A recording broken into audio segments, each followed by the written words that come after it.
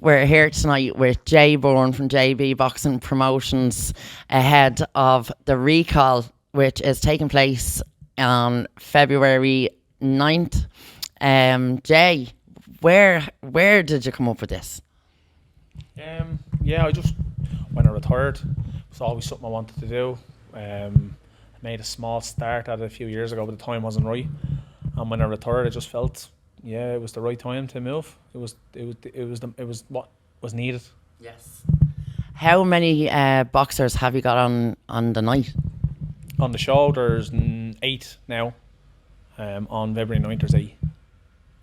8 now. 8 on that card. And you've a few sponsors in already? Yeah, we have. Yeah, we've got Blanchardstown 4x4. We have Boylan's buses. We have Tanme, and our latest is Forged. Brilliant. Conor McGregor's Forged Irish Stout. They come on board today as our main sponsor for 5 shows that we're running in the Red Cow this year.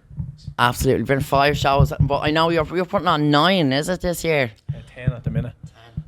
We had 9 scheduled, but we squeezed another one in. So we February 9th in the Red Cow warehouse. We've got March 1st in the Red Cow warehouse. We've March 8th in the Red Cow warehouse, and then we go to Belfast on April 6th, and then we go back to the National Stadium in Dublin on May 25th. National Stadium. You don't do things by halves, Jay.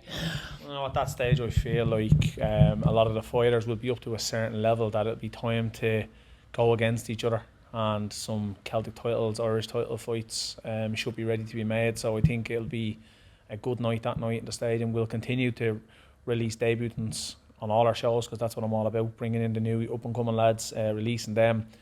But they also need a platform to box on, so the platform is from the more experienced lads fighting for the belts and things like that, while all our up-and-coming pros that have only made their debuts and that continue to build their way to that level.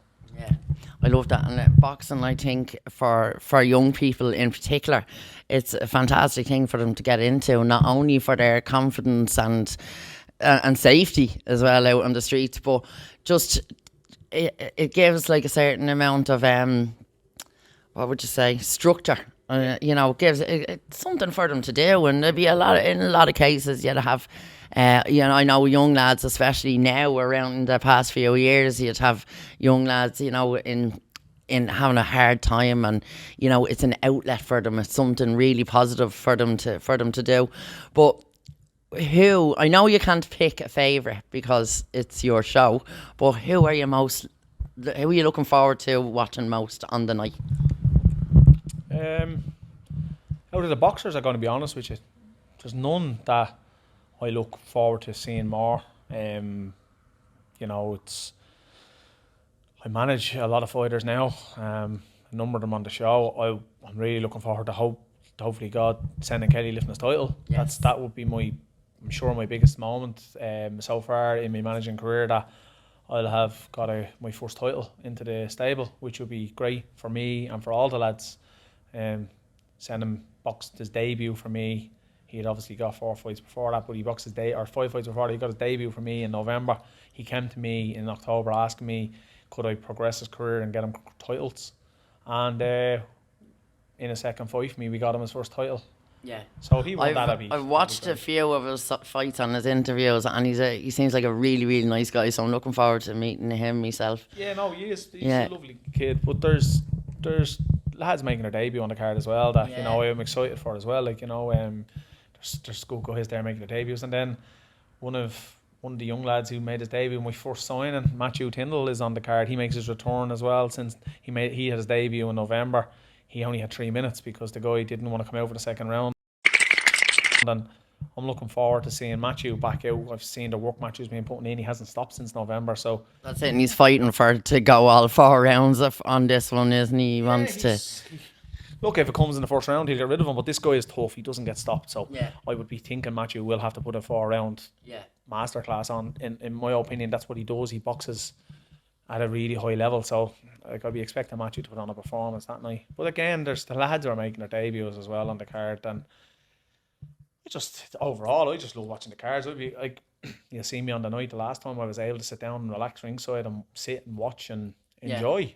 Yeah. And that's the most important thing. My most important thing of the night is to make sure the night goes without hitches. Yeah. How the boxing goes, that should look after itself. Yeah. You know, the lads trying hard, they got matched, they've agreed to their matches, their coaches have agreed to their matches. So my job is done once the show happens. Yeah. Whether And the show there's no stopping it, because this show has sold out. The next show is nearly sold out. And tickets haven't even gone on sale for the others yet. No, the first show, there's 15 tickets left for this show. Yeah. So it's pretty much going to be sold out. We will get. That's going to be now your wife, your old one. There's I think there's 15 tickets if you even left. Brilliant. So that's sold out. The second show, the tickets, I only started allocating them today to the fighters, and I need 6 tables that I can't get and I don't have. You know, I can only put in 15, 16 tables. I've a request for 21 or 22. So some of them are turning into ringside. I think so far on the second show, ringside are sold out. Tables are definitely sold out. I think the seating are nearly sold out. I think we're down to just standing now. Yeah. So that's the first two. The third show I haven't looked at completely. I haven't finalised the card for that yet. Yeah. But I will be doing that next week, the week after. That's it. We go one at a time. Yeah, all I need to. Because I can't get too far ahead either. So, 10 fights in a year, that's flying. So, have to admire that. Look, they have to happen first. It's all good and well putting the 10 out. Yeah. But, you know, if we can follow on from what we've done in November, there's no reason why they can't happen. Absolutely. It's not easy. It's hard work. We've a great team around us. We're building the team. We're structuring the promotion company. Over the next few weeks, there'll be a lot more structure to it. There'll be more people coming into the company. There'll be more fighters coming into the company. There already is coming in. We just haven't announced them yet. Look, I think people know about me. I don't do things in halves. I'm not here just to come in and do a show here or a show there. My attitude is when you commit to something, you commit to when you give it 100%. Yeah. So I'm not stopping. My plan is to come in and just keep going and keep growing and keep getting bigger and bigger and bigger. And, you know, I want to see that every month there has to be progression. If there's not progression, well, I'm not doing my job right. Absolutely. Yeah. And, do you know, it's good to see, like, boxing shows coming back, because for a long time they were gone, even well before COVID, where you wouldn't see a lot of it. You certainly wouldn't be seeing 10 in a year anyway. No, and there's other promoters and they'll do their shows as well. So that number there'll be a lot more than that as well in Ireland this year. And Katie Taylor's coming home this summer as well again. So yeah, look, we all have to do our bit. Like, you know, the other promoters do their shows as well, and credit to them, because it's not an easy game. Yeah. I just didn't see myself coming in and doing something part time. I think doing 2 shows, maybe 3 shows a year, which is kind of the norm. Just that's kind of part time. Yeah. Well, coming out of pro boxing as well, it's like, I suppose you have retired now, but you're still able to it's like scratching an itch, I suppose, watching these boys getting into the ring and doing what you know they're going to love doing, because you loved it yourself. You still do. Yeah, and the thing about it is I wouldn't like a career where I fought 3 times a year or 2 times a year. That's why I'm not putting on 2 or 3 shows a year. I'm not going to be reliant on other promoters to try to get my lads out. Yeah. So I said, if we're going to sign fighters, what's the point in signing if you're not doing shows? Because you can't guarantee a fighter how many fights a year you're going to give him. You can't guarantee him a roadmap and say, well, look, if you're going to fight this month, and then in 2 months or in a month you're going to fight again, but 3 months later you're going to be ready and we're going to try to get you into a Celtic title fight, or you know, which may or may not happen. And this is our little roadmap for you. So you do your thing, stay in the gym, and I'll do my thing. Yeah. Because you can't do that if you've no shows and you're banking on other shows. Exactly. Because you might only get a 4-round slot when in theory you wanted a 6 or you wanted an 8-rounder. So my thing is sign fighters, run shows, and that's what I'm doing. And the shows, they are important, because you would find, like, with the young lads, they need to, like, they're putting so much effort in the gym, and they're like going out training 4 and 5 nights a week, and you know yourself from doing it yourself, you put things on hold to do that. And if you're not getting a fight at the end of the day out of it, or like that, you're getting one in 5 months and another one 6 months later, they lose the love of it. It's not a career. No, it's not a career. Because it's a career. Yeah. And you get a career as an electrician, you get a career as any other profession. You have to go to work every day. Exactly. So for professional boxing, you're going to work every day and you're training every day. Yeah. You hear all these pros saying, you know, I don't do camps, I train all the time. Yeah. But why would you train all the time? You only fight every 3, 4, 5 months. Yeah. So instead, activity. Get you fighting. So you have a career. You train, you fight, you train, you fight, you train, you fight. And at the end of the year, you can look back and go, well, I've gone from here now to here, and I'm ready to push on to these fights and stuff rather than going, I fought twice this year, I don't know when I'm fighting again. And Yeah. and And it'd be easier for them to say, oh, do you know what, I'll go to the pub this weekend because sure, I've no fight for 6 months. Yeah. You know, I found when I was powerlifting, I found if I didn't have a show coming up, I was like, oh, do you know what, I'll skip training tonight, you know what I mean? But once you had a day and you're for something, you're all out. That's it. 100%, and that's Yeah. look, that's it's my way of doing things. Not saying it's the right way of doing things. I'm not saying it's the only way of doing things. Other promoters would look and say, he's fucking bit off too much there, or you know what I mean. Let's see how this year goes. I've no doubt what I'm doing will work. Yeah. I've been the boxer. Yeah. I manage people in my day job. That's what I do. Yeah. So now I've married the two of them together. Yeah. I've done a sport that I love. I now manage people in the sport that I love.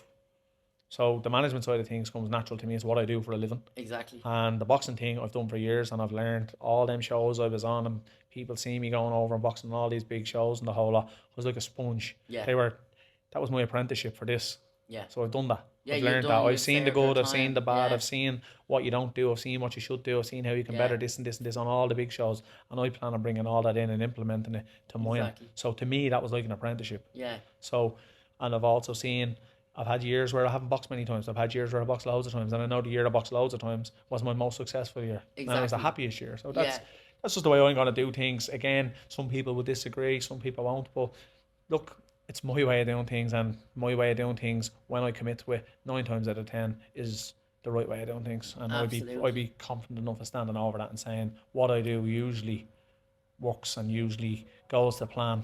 Yeah. Because I never really stop until I get it to work. So I plan on doing the same with this. I'm all in. It's a serious plan. Yeah, I have. It really is, and it's exciting. And we've had the pleasure of kind of watching all of this in the past few weeks. You know, and we're 2 weeks out now. Yeah, 2.5 weeks. Yeah. 2.5 weeks out. So it's getting exciting. It's getting real. Yeah. Are you nervous or no? Again, I don't have to do a massive amount. Yeah.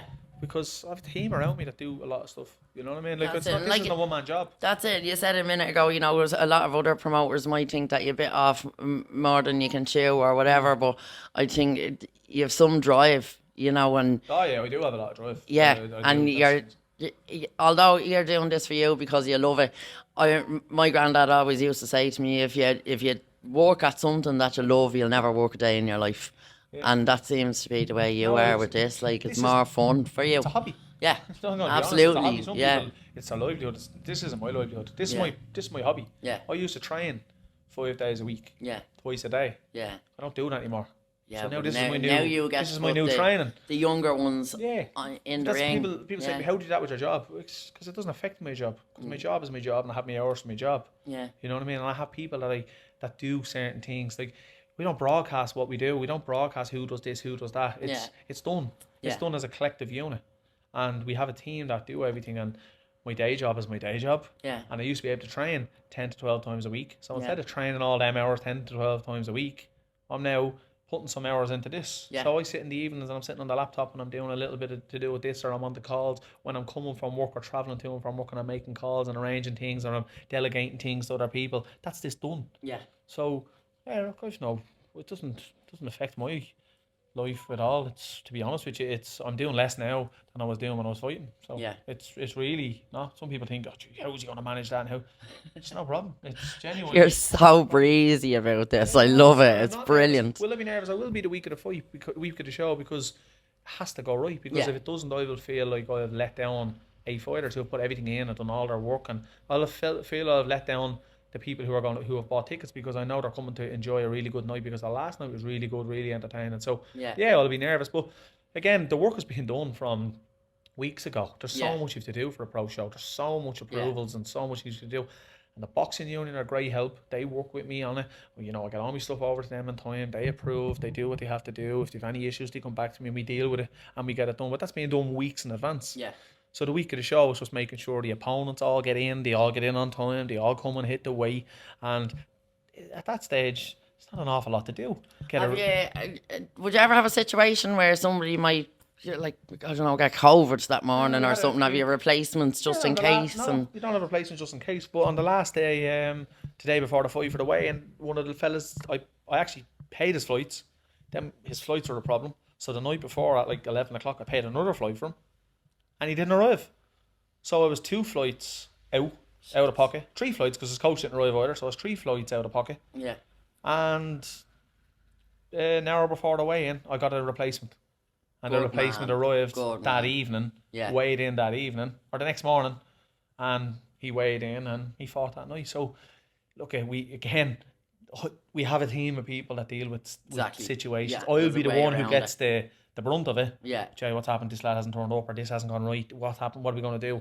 And it's up to me to quickly make a decision and say, here, can you sort that? And just go to such and such, make that call, and that will work. You'd be flying around like you're on skates on the night, I'm sure. No, I thought it would have been the last time. I sat down ringside for 60%, 70% of the fights. 60%, I'd say. And I was in Glenn's corner and training, warming him up for the other one. Good man. So, and Glenn is on this one. Glenn's your little brother. He didn't. He pulled out yesterday. Right. We have a slight niggle on his wrist.